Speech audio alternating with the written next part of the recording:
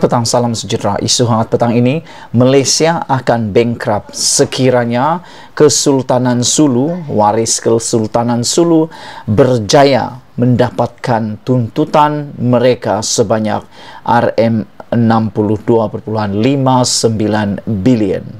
Ikuti terus ulasan ini. Sebelum itu, sila tinggalkan komen Anda, tekan butang subscribe, dan kita jumpa lagi dalam ulasan kali ini. Hari ini, sudah lebih daripada seminggu, isu tuntutan waris Kesultanan Sulu terhadap bayaran pampasan mereka kepada kerajaan Malaysia.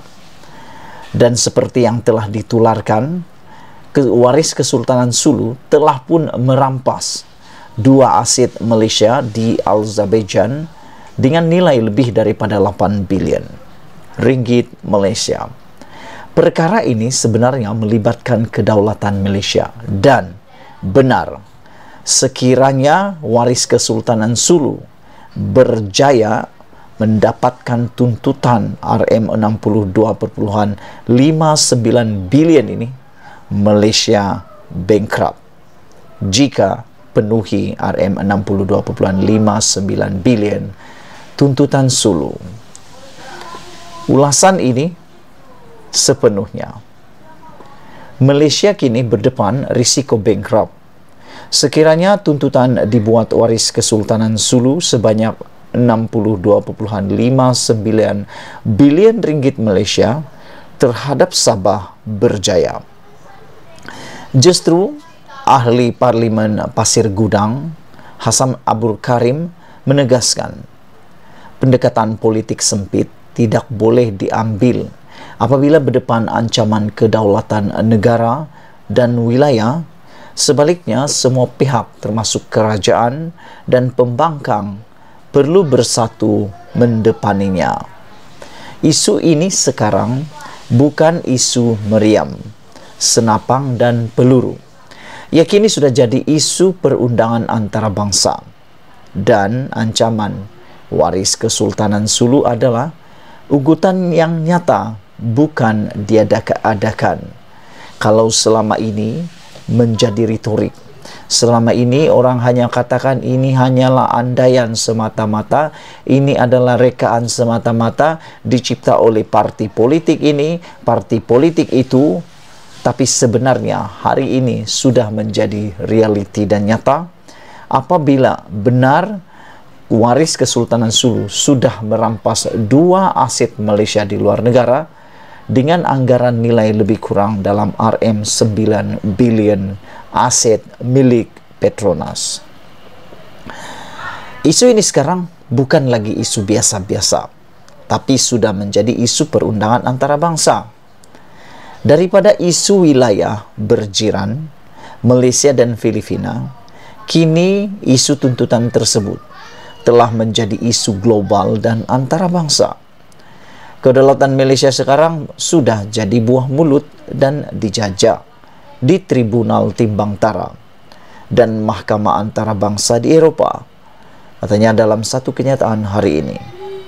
Ini semua perlu diatasi, diselesaikan dengan lebih serius. Jangan lagi hanya menuding jari. Salah si anu, salah si anu, salah si pulan, dan salah si pulan. Mula hari ini sepatutnya Malaysia haruslah bersatu hati. Tidak kira pembangkang atau kerajaan, perlu sama-sama menangani dengan serius isu tuntutan waris Sulu terhadap Sabah ini. Kenapa harus dibiarkan terus berlanjutan? Beliau berkata, Kerajaan Perikatan Nasional PN dan Barisan Nasional BN tidak boleh berhujah kepada dunia bahawa hal itu bukan kesalahan mereka dan hanya menyalahkan Pakatan Harapan PH yang lalu.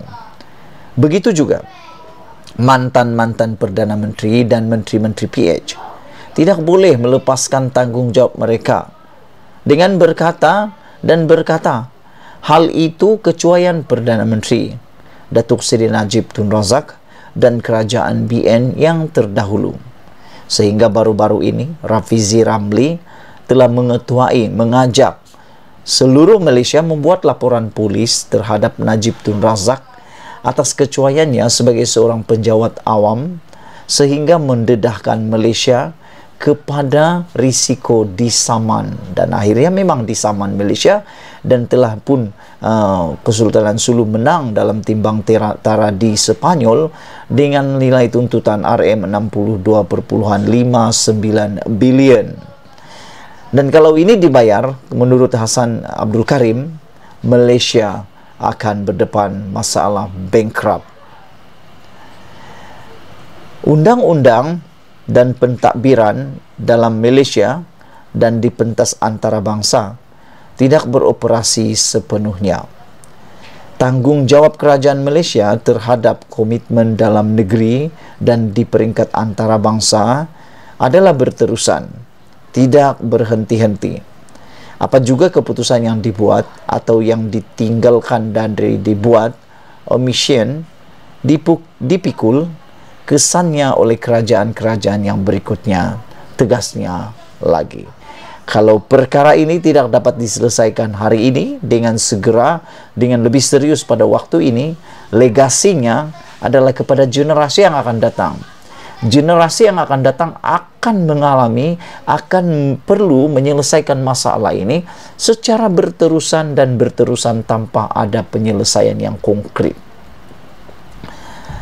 Seterusnya, menurutnya, tindakan menyalahkan bekas Perdana Menteri tidak akan membantu usaha mencabar keputusan Tribunal Timbang Tara di Mahkamah Perancis. Begitu juga bagi golongan yang anti-PH, yang berusaha menyalahkan peguam negara kerajaan PH, yaitu Tommy Thomas, kerana mengirim surat kepada peguam waris Kesultanan Sulu yang boleh dianggap sebagai pengiktirafan kepada kesahihan tuntutan Kesultanan Sulu.